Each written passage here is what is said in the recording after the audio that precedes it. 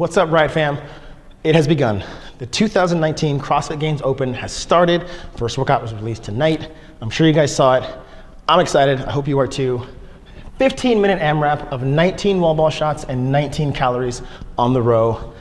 It's gonna be an aerobic sadness festival in here. And why I say aerobic is the weight and the rep scheme on these two movements is such that we should be able to cycle these pretty well. And when I say we, I mean folks who like wall ball and rowing and are probably over 5'5". Now, we got tips for everybody, but let's go over the structure of the workout, right? We've got about 40 seconds of wall ball and roughly 40 seconds of rowing.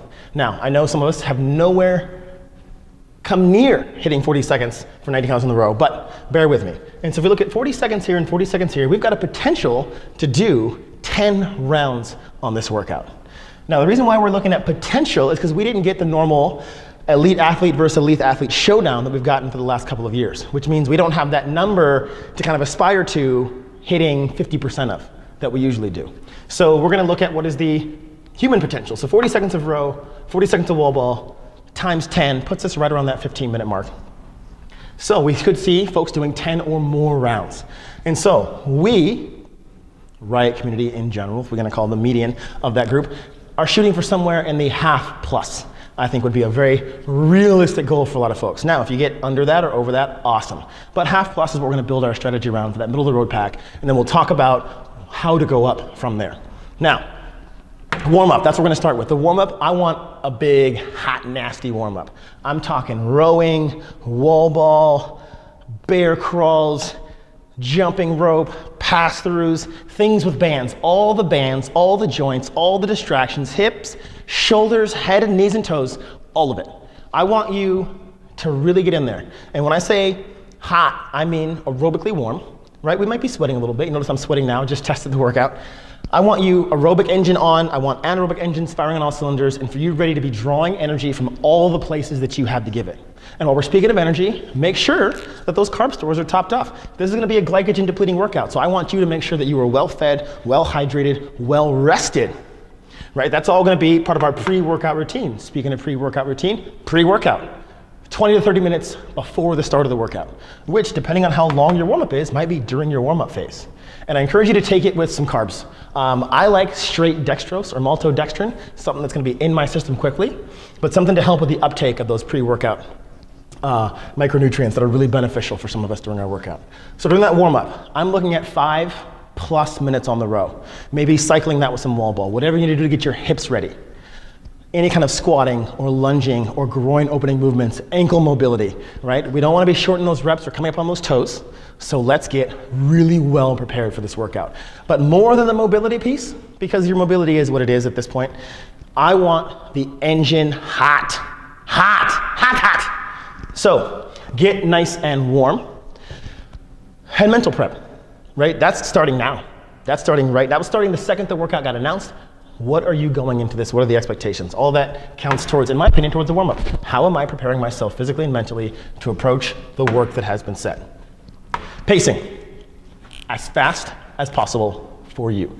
And what I mean by that is I'm looking for the max sustainable pace.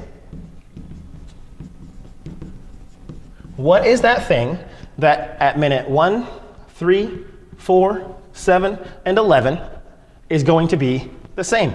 And so if that is 19 wall balls per minute and 20 calories per minute kind of pace, then I'd want to see you holding that pace all the way through. Now, for folks who are good at wall ball, the wall ball I found is an excellent recovery opportunity. Right? There's a resting cycle in that movement when the ball is out of your hands for you to take that breath and start to kind of bring that heart rate down a little bit. Now, for some of us, the loads on the wall ball or the height of the wall ball makes it not a recovery movement. But if you're in that camp where you can breathe on wall ball, take advantage. And that's going to play into your pacing. If wall ball is not the challenge, maybe you can pick it up a little bit on the row so that knowing you can come back to the wall ball and have some breathing room. Does that make sense? And if the wall ball is that crushing thing, the row might be something where we have to dial that back a little bit so I can come in and be powerful, right? We've got athletes in the 5' to 5'2" range where every single wall ball shot feels like a Herculean effort. Maybe the row has to be a bit of a recovery station so they can come back and hit that wall ball aggressively. But whatever it is, it's going to be that max sustainable pace is what we're looking for pacing.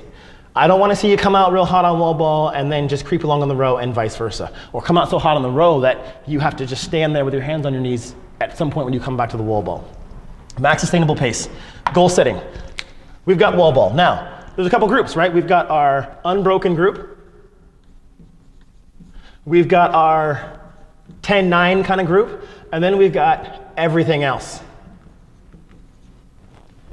And it's the everything else that I want to talk to you real quick. And in the everything else group, no matter what it is, if you're a 5, 4, 3, 2, 1, all the way up to 19, then what I'm looking for that we're talking about is this space right here, the space between your reps. How short can you make that thing? So your goal setting around wall ball is going to be about the space between the sets of wall ball. I like to use breathing as a counting mechanism. So if I'm doing sets, longer sets, I give myself 5 breaths. In and out is 1 and times 5. And that's it. If I do short sets, I like to do it times 3. And I don't need to watch the clock. I just know I can breathe as slow as I want. And we know when we're redlining, the breathing's not that slow. But at 3 breaths, I have to get going again. On a short set, on a long set, I'll give myself 5 breaths. And the slowest I can possibly breathe mid-workout is around 10 seconds. And while 10 seconds can feel like an eternity, trust me, if you're not counting or not paying attention to the clock or having somebody watch the clock for you, you will eat up way more than 10 seconds, I promise you. And then you watch a video of yourself later thinking, how could I have been better? And you're like, oh, I wasted 3.5 minutes standing around during a workout. So it's the space between the sets. If you're here, right, we're still gonna look at space between the sets, but what I don't want you to do is waste time over here. The space leading into and out of the set. Because what I can see happen is somebody thinking, in order to get 10, I'll spend extra time on the front end. And after I come off of 9, I'm so winded, I spend extra time on the back end so that I can hit my row pace again. So if you're a 10-9er, but you're wasting time here and here, maybe you should be a 3-3-3 kind of person or a 5-5-5-4 kind of person. Does that make sense? Whatever allows me to have the shortest space between sets and the intersection of the shortest number of sets possible. Because I can do just as much damage wasting 30 seconds here as I can wasting 10 seconds between these. Now, all well and good, I did it in 2 sets. And that carries over into our unbroken. Again, if I have to waste time on the front end and the back end to get my unbroken sets, it wasn't necessarily worth it. Does that make sense? So I really want you to think about how is my set strategy going to affect my rest strategy? Because I can waste just as much time on rest as I can trying to get big sets. So that's how we're going to look at the wall ball. On the row, pacing on the row, what we're looking at in terms of your goal setting, I want you to row somewhere between your 2K row pace and your 3K row pace. And I'm talking PR pace. And everybody's got that. But your 2K row pace is that pace that would leave you sweaty, breathless, maybe crying, a little pukey at the end of 2,000 meters. And if you've never done that, I want you to sit down before this workout and row 500 meters, and that's all part of a good warm-up, at what you suspect might be your 2K pace. And then get a feel for, if I had to sustain this for 4 times as long as I was just on the row, could I do that? And if you think maybe, then you're probably pretty close to your 2K pace. If you think absolutely not, then it's probably too fast. And a lot of us are only using our 500 meter split. So when I say that, I'm talking about that 146 over 500 meters that you see on the screen.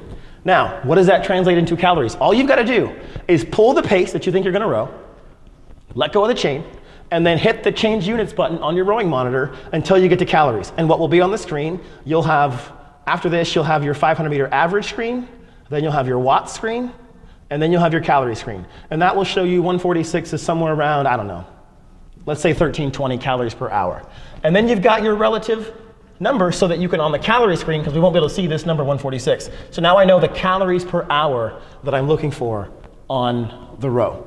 And so once I've got that, I'm gonna settle in. And during your warm-up, I'd encourage you to do at least 2 whole rounds of this at what you think is your game day pace. And now you're thinking, well, I don't want to waste 38 wall ball and 38 calories on the row.